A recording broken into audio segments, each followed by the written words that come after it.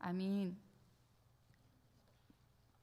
함께 읽은 본문 말씀을 통하여 실로암으로 나아갑니다 라는 제목으로 은혜를 나누고자 합니다. 가족 중에 아픈 이가 있으면, 그것도 큰 병원에 자주 다녀야 하는 위중한 상태라면 보통 온 가족이 그 질병에 매이게 됩니다. 하루 종일 검사를 받고 입원과 퇴원을 반복하다 보면 간병하는 사람같이 지치고 힘들어지곤 합니다. 보호자용 간이 침대에서 자고 먹는 생활이 아무리 힘들어도 견딜 수 있는 것은 가족이기 때문이겠지요. 회복이 가능한 질병이라면 그나마 괜찮습니다. 5년이든 10년이든 완치된다는 보장만 있으면 견딜만 합니다. 그런데 회복이 어렵거나 영구적인 장애를 갖게 되는 상황에서는 본인은 물론 가족들도 마음이 무너지는 경험을 하게 됩니다. 오늘 본문의 말씀에는 날 때부터 보지 못하였던 사람의 이야기가 소개됩니다. 뼈가 뒤틀리고 살이 찢기는 출산의 고통을 참아내고 아이가 세상에 나와서 첫 울음을 터뜨리는 순간, 엄마와 아이가 가장 축하받아야 할 시간입니다. 그런데 태어난 아이가 앞을 보지 못한다는 사실을 발견하고 탄생의 환희는 금세 절망이 되었겠지요. 부모는 살아주었으니 되었다고, 우리가 지켜주겠다고 아이를 끌어안고 마음을 다잡았을 것입니다. 그럼에도 아이가 살아야 할 험난한 시간을 알기에 오랜 날을 소리 죽여 참 많이 울었을 것입니다. 사람들에게 이 사람은 앉아서 구걸하는 사람으로 불렸습니다. 누구도 이 사람의 이름이나 나이나 또 그가 어떤 사람인지에 대하여 관심을 갖지 않았습니다. 누군가가, 아마도 부모님이 매일 같은 시간 같은 장소에 그 사람을 데려다 주었을 것이고, 그는 초점이 없는 시선으로 의미 없이 허공을 응시하다가 누군가가 던져주는 동전 소리에 연신 고개를 숙였을 것입니다. 차가운 길바닥에서 그보다 더 차가운 사람들의 무관심과 냉대를 온몸으로 견뎌야 하는 인생입니다. 그런데 본문 어디에서도 그가 낙심하였다거나 그가 고통스러워하였다라는 기록을 찾을 수 없습니다. 태생이 낙천적이어서 이 정도 장애쯤은 끌어안고도 살아갈 만한 힘이 있었을 수도 있지만, 오래된 슬픔에 익숙해져서 슬퍼하지도 못하는 지경이었을 수도 있습니다. 의술로는 치료가 불가능한 장애를 끌어안고 살면서 더 이상 긴장도 변화도 기대할 수 없는 절망적인 삶을 한탄할 힘조차 없는 무기력한 상태입니다. 그런 그를 바라보는 두 개의 시선이 있습니다. 예수님과 제자들입니다. 1절 말씀을 함께 읽겠습니다. 예수께서 길을 가실 때에 날 때부터 맹인된 사람을 보신지라. 예수님과 그 일행이 어느 지역을 지나는 중이었습니다. 그곳이 어디이고 구체적으로 언제인지에 관해서는 기록되어 있지 않습니다. 7장 이후 계속된 초막절기가 끝난 후 얼마 되지 않은 시점에 어떤 안식일에 실로암 못이 가까운 예루살렘의 한 지역에서 일어난 일이었던 것 같습니다. 예수님은 길을 가고 계셨습니다. 예수님은 공생의 3년을 줄곧 길 위에 계셨습니다. 예수님의 걸음은 공간적인 이동이기도 했지만 그 자체가 사역이었습니다. 예수님은 길에서 하나님의 나라를 가르치셨고 이적을 보이셨으며 한 걸음 한 걸음 십자가를 향해 걸어가셨습니다. 쉼 없이 부지런히 하나님의 뜻을 위해 걷는 도중에 예수님이 걸음을 멈추고 날 때부터 맹인되는 사람을 바라보셨습니다. 보이는 것과 보는 것은 다릅니다. 눈이 가는 길, 눈의 방향을 시선이라고 하는데 관심을 비유적으로 이르는 말이기도 합니다. 걸음을 멈추고 보았다는 것은 우연히 보이는 것을 본 것이 아니라 의지를 다해서 보았다는 의미입니다. 그가 눈을 뜬 후에 사람들이 어떻게 눈을 뜨게 되었는지 물었을 때 그는 예수라는 사람이라는 말로 이야기를 시작합니다. 당시 예수님은 예루살렘에서 가장 주목받는 분이셨지만 이 사람은 예수님에 대해 듣지도 알지도 못하였던 것 같습니다. 그러니 그가 예수님이 지나가신다는 소문을 듣고 일부러 지나가실 길목에 자리를 잡았을 리가 없습니다. 많은 사람들이 지나다니는 길, 그러나 그들의 걸음을 방해하지 않는 구석진 자리였을 것입니다. 그럼에도 예수님은 그를 주목하여 보셨습니다. 예수님의 시선은 걷는 중에도 고통 중에 있는 사람들을 그냥 지나치지 않으셨습니다. 또 함께 그를 바라보는 또 다른 시선이 있습니다. 예수님의 제자들입니다. 제자들은 그를 본 후에 예수님께 라삐여, 이 사람이 맹인으로 난 것이 누구의 죄로 인함이니까? 자기이니까? 그의 부모니까? 라고 묻습니다. 사람에게 일어난 재해를 죄와 연관시키는 것은 당시 유대인들의 일반적인 관념이었습니다. 유대교 학자들 중 일부는 사람이 모태에 있을 때에도 죄를 범할 수 있다고 믿었습니다. 예를 들어서 일부 랍비들은 야곱과 에서가 리브가의 뱃속에서 다툰 일을 죄로 여기기도 하였습니다. 또 구약을 잘못 이해하여서 자식이 부모의 죄를 상속한다고 생각하였습니다. 구약 성경의 기록은 죄의 영향력이 뿌리 깊기 때문에 자손들에게까지도 영향을 줄 수 있다라는 의미였지만 이를 죄의 상속으로 오해한 것입니다. 제자들은 예수님과 함께 걷고 있었지만 여전히 유대교적 관념에 사로잡혀 있었습니다. 그래서 예수님께 이 사람이 눈먼 사람으로 태어난 것이 누구의 죄인지를 물었습니다. 제자들의 시선에서는 자비나 긍휼을 찾아볼 수가 없습니다. 단순히 그를 죄인으로 취급하며 신학적인 논쟁 대상으로 여겼습니다. 부모의 죄인지 본인의 죄인지 양자택일을 강요하는 듯한 제자들의 질문에 예수님은 전혀 다른 답을 하십니다.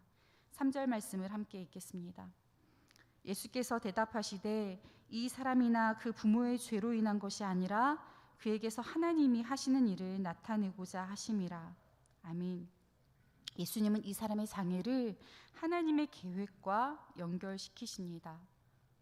나타내고자 하심이라는 표현의 원어는 알게 하다, 보여주다는 의미를 갖습니다.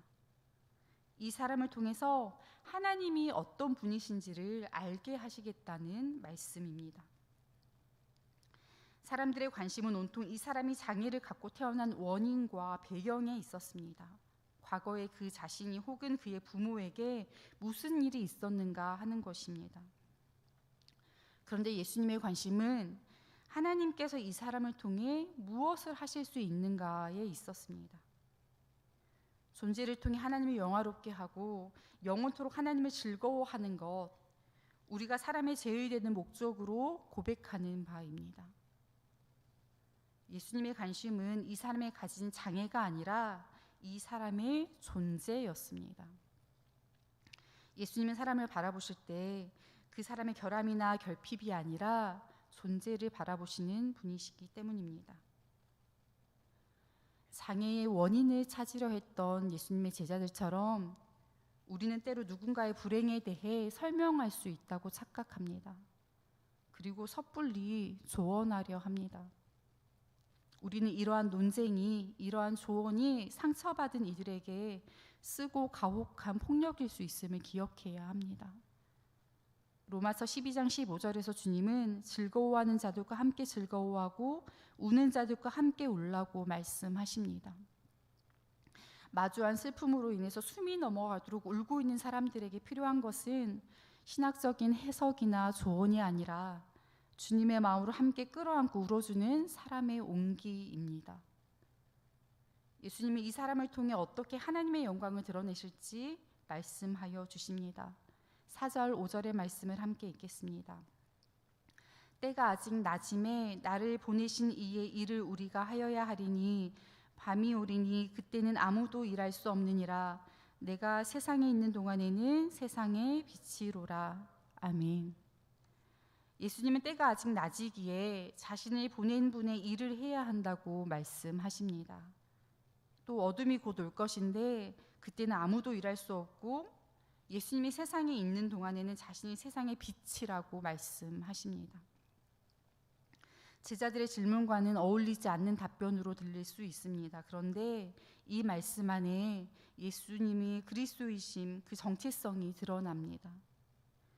밤이 낮의 시간을 제한하듯 예수님은 밤, 즉 예수님이 십자가에 죽으심으로 어둠의 영역이 힘을 떨치는 밤이 곧 온다는 것을 알고 계셨던 것입니다. 예수님께 남아있는 시간이 낮이 저녁이 되는 것과 같은 찰나의 짧은 시간이었으나 아무리 짙은 어둠일지라도 빛이 비추이며 물러가는 것처럼 참 빛이신 예수님은 온 세상을 능히 비추고 변화시키는 분이시라는 말씀입니다. 예수님은 8장 12절에서 이미 선포하신 바 있는 나는 세상의 빛이니라는 선포를 다시 한번 반복하심으로써 사람들로 하여금 자신에게 나와 생명의 빛을 얻도록 초청하십니다. 결국 이 치유 사역은 한 사람을 고치는 것으로 끝나는 것이 아니라 예수님이 영적으로 눈먼 자들에게 빛을 비추시는 진정한 치유자로 이 땅에 오셨음을 드러내는 사역이었습니다. 그리고 예수님은 이 사람의 눈을 치유하십니다. 예수님은 땅에 침을 뱉어 진흙을 이겨서 그의 눈에 바르시고 실로암 못에 가서 씻으라고 말씀하십니다. 실로암은 보냄을 받았다라는 뜻입니다. 성부 하나님으로부터 보냄받은 예수님께서 보지 못하여 거린으로 살아야 했던 사람을 가서 씻으라고 보내십니다. 예수님은 이 사람에게 왜 이런 일을 하시는지 전혀 설명하지 않으셨습니다. 가서 씻으면 나을 것이라는 확신의 메시지도 없었습니다. 예수님이 누구신지 어떤 분이신지조차 알지 못하는 사람에게는 충분히 조롱으로 여겨질 수도 있는 상황입니다.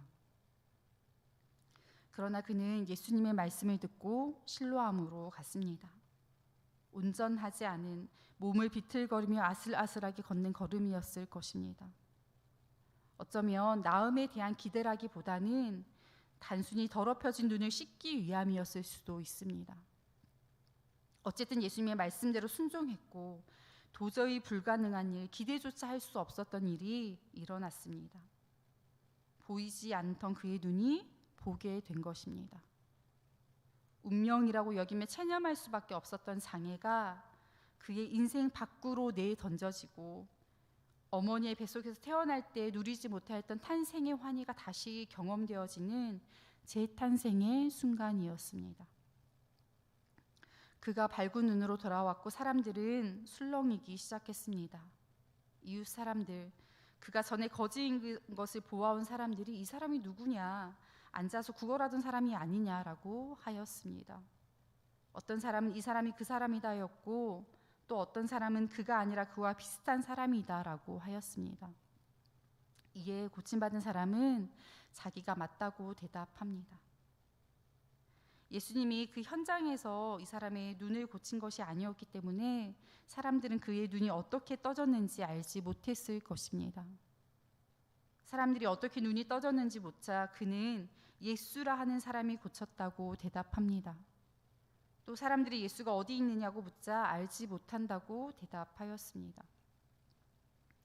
그는 여전히 예수님이 누구이신지 어떤 분이신지 알지 못합니다. 다만 내가 그 사람입니다 라고 예수님이 자신에게 하신 일을 증언하였습니다. 이 사람을 통하여 하나님의 일들을 나타내려 하신다라고 하는 예수님의 말씀처럼 그는 비록 신학적으로 예수님을 증명할 수는 없었지만 그의 생을 통하여서 예수님이 그리스도이심을 증언하는 사람이 되었습니다. 성도 여러분, 날 때부터 보지 못하였던 사람처럼 우리는 많은 결핍을 끌어안고 살아갑니다. 그리고 우리에게 닥치는 고통과 고난의 이유를 알 수 없을 때가 많습니다. 사람들은 섣부른 판단과 또 저온으로 더 깊은 상처를 주기도 합니다. 그런데 주님은 우리가 가진 결핍이 아니라 우리 존재를 주목하여 보십니다. 주님은 우리가 고난의 이유를 알아내는 것을 원하시는 것이 아니라 고난 속에서도 살아갈 이유를 찾기 원하십니다. 그러니 우리는 우리에게 왜 이런 고난을 주시는지 묻는 것이 아니라 하나님께서 이 고난을 어떻게 사용하실지를 물어야 합니다. 하나님, 우리의 어떤 조건이라도, 그것이 결핍이나 치명적인 결함일지라도 하나님의 영광을 위하여서 선하게 사용하실 수 있는 분이시기 때문입니다. 우리에게는 오늘 또 두 가지 시선이 와 닿습니다. 우리의 결핍을 선으로 이끌어 가시는 예수님의 시선, 그리고 결핍의 원인이 무엇인지 논쟁거리로 삼는 이들의 시선입니다. 그런데 우리는 결핍의 원인을 찾는 것에 더 익숙합니다. 결핍의 원인을 찾고 누군가를 원망하거나 자기 신세를 한탄하면서 살아가는 것이 더 익숙하고 쉽습니다. 결핍을 끌어안은 채로 일어나 가서 씻으라고 말씀하신 예수님의 보내심은 때로 우리에게 부담으로 이해되어지지 않는 일로 들려질 때가 있습니다. 어떤 시선에 반응하며 살아갈지는 우리의 몫입니다. 자신이나 혹은 누군가를 탓하며 자기 연민으로 살아갈지, 실로암 못에 가서 씻으라 하시는 주님의 보내심에 우리의 걸음을 맡길지 우리는 결정해야 합니다.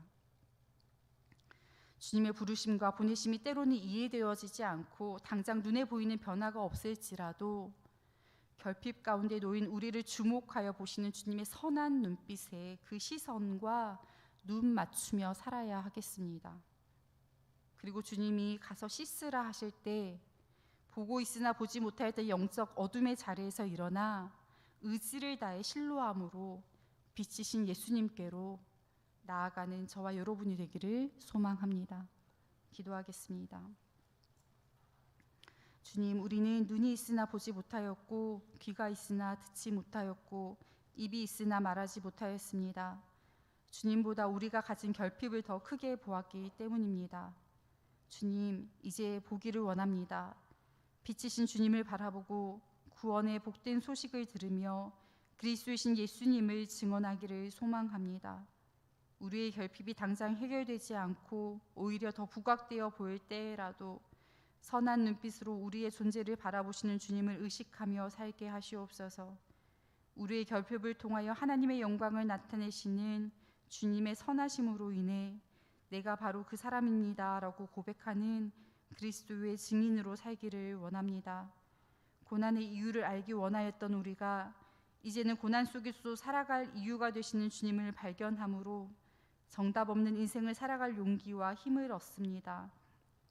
어둠의 자리에서 일어나 실로함으로 참 빛이신 예수님께로 나아가기를 결단합니다.